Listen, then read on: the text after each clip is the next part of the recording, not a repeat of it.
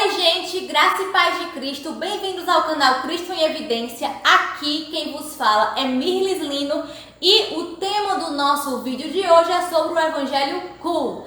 E aí você me pergunta assim, Mirlis, mas o que é cool? No inglês a palavra cool significa legal, maneiro, da hora. E aí, relacionando com esse evangelho cool, eu quero dizer para vocês que hoje muitos têm pregado um evangelho superficial. Um evangelho que fala, venha como está e fique como você está. Um evangelho que muitas vezes fala que Deus não se preocupa com o que as pessoas pensam, falam, ou da forma como elas agem, da forma como elas se vestem, como usam seu cabelo, como usam seu corpo. Na realidade, gente, se nós formos para a palavra de Deus, nós vamos ver que Deus realmente se importa sim. Se nós formos para o livro de Ezequiel, para o livro de Isaías, de Jeremias, 1 Reis, 2 Reis, ou até mesmo Êxodo e Levítico, nós vemos o tempo todo Deus pedindo para que o povo se purificasse e se santificasse e não se contaminasse com a cultura pagã da época.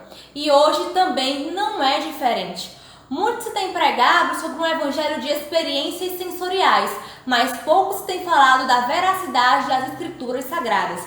A palavra de Deus precisa ser pregada como ela realmente é. A palavra de Deus, ela confronta, mas ela atrai. Ela exorta, mas ela conforta. A palavra de Deus não é simplesmente um livro de revolução. A palavra de Deus é a verdade absoluta e infalível. E ela deve ser pregada como ela realmente é. E aí, eu quero destacar com vocês exatamente a passagem que o apóstolo Paulo escreve para os Coríntios. Coríntios capítulo 1, dos versículos 18 ao 25, que diz assim: certamente a palavra da cruz é loucura para os que se perdem, mas para nós que somos salvos é o poder de Deus. Pois está escrito, destruirei a sabedoria dos sábios e aniquilarei a inteligência dos instruídos. Onde está o sábio? Onde está o escriba? Onde está o inquiridor deste século? Porventura, não tornou Deus louca a sabedoria do mundo? Visto como na sabedoria de Deus o mundo não o conheceu, por sua própria sabedoria. Aprove a Deus salvar os que creem pela loucura da pregação. Porque tanto os judeus pedem sinais, como os gregos buscam sabedoria. Mas nós pregamos a Cristo crucificado, escândalo para os judeus, loucura para os gentios. Mas para os que foram chamados, tanto judeus como gregos, pregamos a Cristo, poder de Deus e sabedoria de Deus. Porque a loucura de Deus é mais sábia do que os homens e a fraqueza de Deus é mais forte do que a dos homens. Gente, nós temos que focar exatamente nesse ponto. Que nós pregamos a Cristo, que é loucura para as pessoas deste mundo, loucura para as pessoas que não creem em Deus. Gente, o evangelho não pode ser barateado como ele tem sido nesses dias atuais. Muitos têm falado de uma graça barata. Se fala muito do amor de Deus, mas não se fala da justiça de Deus, mas não se fala da ira de Deus, mas não se fala da palavra de Deus como ela realmente é. É preciso entender também que o amor de Deus não anula a justiça e não anula a ira de Deus. E a justiça e a ira de Deus não anulam o amor de Deus. Precisamos pregar todos os atributos de Deus e não apenas o amor. Sabe, hoje em dia o mundo não pergunta somente em quem nós cremos. Nós cremos em Cristo, claro, mas o mundo precisa de um argumento convincente. Eles perguntam por que nós cremos em Cristo. E nós temos que saber as raízes da nossa fé. Não podemos simplesmente ir a igrejas em que o evangelho não é pregado, em que apenas tem reuniões ou até mesmo experiências sensoriais.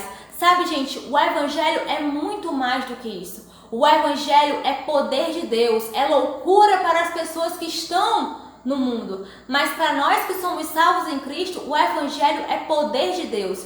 Nós temos que pregar as escrituras, o arrependimento, o pecado. Nós temos que pregar a real conversão. Precisamos pregar o que é justificação, o que é propiciação, o que é redenção. Muitos cristãos que estão na igreja há bastante tempo não conhecem as bases de sua fé e muitas vezes, quando são confrontados pelo mundo, não conseguem se defender, não conseguem fazer a apologética, não conseguem fazer a defesa da fé cristã, porque muitas vezes está vivendo um evangelho barato, o evangelho cool. E aí, pessoal, eu queria destacar com vocês essa questão do arrependimento e do pecado.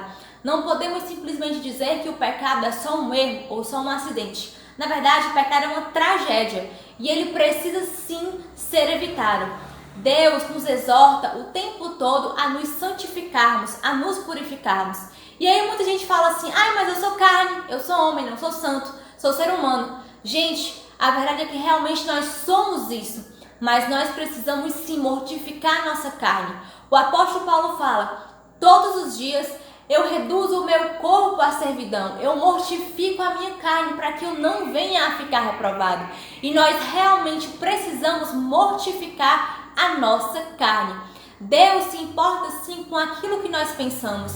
Muitos cristãos têm levantado bandeiras que desagradam a palavra de Deus e que são totalmente distantes do Evangelho de Cristo. Muitos cristãos por aí afora têm apresentado um Cristo socialista, um Cristo revolucionário, um Cristo que é apenas um pacifista. Mas Cristo, pessoal, é muito mais do que isso.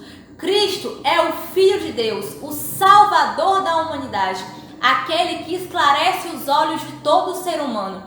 Deus é amor, mas Ele também é justiça, Ele também é ira, Ele é verdade, e a verdade absoluta, infalível. E para isso, gente, eu quero ler para vocês um trecho do livro do evangelista Billy Graham, que se chama A Razão da Minha Esperança. Esse livro aqui, certo? E na página 67... tem uma citação do Billy que me chama bastante atenção e eu vou compartilhar com vocês. Que diz assim: o pecado não deve ser considerado meramente uma fraqueza humana. Quando falamos de pecado como um acidente, Deus chama isso de abominação. Quando falamos do pecado como erro, Deus audaciosamente declara que é cegueira. Nós dizemos que pecado é uma ninharia, mas Deus insiste em dizer que é uma tragédia. Muitas vezes procuramos excusar nossos pecados, mas Deus procura nos convencer deles e nos salvar de nós mesmos. O pecado não é um brinquedo para se brincar, mas sim um terror a ser evitado. Então, gente, não podemos viver o Evangelho de Cristo de qualquer forma. Sabe, o falar é tão importante quanto o viver. Tem muitas pessoas por aí afora que se dizem ser cristãs, mas que estão totalmente embaraçadas com as coisas deste mundo, com o materialismo, com o narcisismo, com o pluralismo, com o relativismo ético, com as ideologias pagãs deste mundo vão. É preciso remover os ídolos do coração, é preciso remover aquilo que está atrapalhando o cristão de ter uma real comunhão com Deus. É preciso mortificar a carne e remover a idolatria. E quando eu falo de idolatria, eu não falo somente de culto a imagens. Mas o que é que tem sido o ídolo no seu coração? As redes sociais, o celular, o YouTube, o Instagram, o Facebook? O que tem sido o ídolo no seu coração? Um time de futebol? Uma ideologia? A sua faculdade? O que realmente tem tomado o lugar de Deus no seu coração? Deus é quem deve estar no altar do nosso coração. Deus quer exclusividade. O diabo não se importa em dividir o coração do homem com Deus, mas Deus se importa. Deus quer o coração do ser humano total e exclusivamente para Ele. Devemos pertencer a Ele por completo, porque nós somos templo e morada do Espírito Santo de Deus. Não podemos viver esse evangelho cool, esse evangelho barateado, essa graça barata, essa graça que não é preciosa. A graça de Deus, pessoal, é maravilhosa, é preciosa e ela nos tira do pecado para a maravilhosa luz de Cristo. E a transformação começa na mente, como o apóstolo Paulo fala em Romanos 12:2. Se nossa mente for transformada, todo o nosso corpo também será transformado. E para complementar isso, eu vou ler para vocês um trecho do livro do Paul Washer, O Evangelho de Deus e o Evangelho do Homem. Vocês conhecem Paul Washer, né? Um pregador bastante conhecido e que realmente prega a verdade das Escrituras. E aí, nas páginas 86 e 87, tem uma citação bastante interessante que eu vou compartilhar com vocês, que fala assim: mas, quando se fala de mudança de mente nas Escrituras, refere-se ao centro controlador de tudo que você é. É o centro controlador do seu intelecto, da sua vontade, das suas emoções. É por isso que a fé evangélica que não passa pela mente é totalmente antibíblica. Se a mente é o centro controlador de tudo que você é, se essa mente muda, todo o restante de você vai mudar com ela. Então, pessoal, a nossa mente deve ser instrumento de transformação para o nosso corpo. E que nós possamos transformar a vida de outras pessoas por meio da pregação do Evangelho. Não podemos escandalizar aqueles que são neófitos, aqueles que são novos na fé. Precisamos realmente testemunhar as boas novas e o Evangelho de Cristo como ele realmente é. E não esse evangelho barato. E não esse evangelho cool. Gente, e é basicamente isso. Muito obrigada por ter visto esse vídeo até o final. Que Deus abençoe a sua vida maravilhosamente. Se inscreva no canal, ative as notificações, deixe seu like no vídeo e divulgue entre as pessoas que você conhece. Graça e paz de Cristo. Tchau, tchau.